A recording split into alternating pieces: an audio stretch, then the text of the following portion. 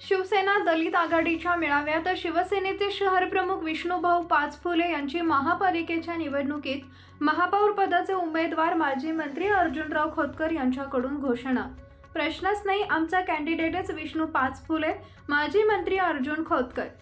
अंबड चौफुली येथील शासकीय विश्रामगृह परिसरात शिवसेना दलित आघाडीचा मेळावा आयोजित करण्यात आला होता।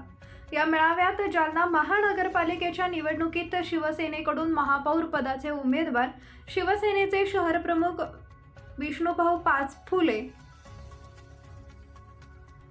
यांची घोषणा करण्यात आली आहे।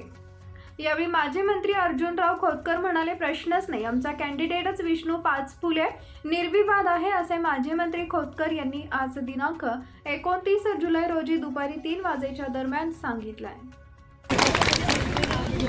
आपले होणारे महापौर माननीय विष्णुभाऊ पाचफुले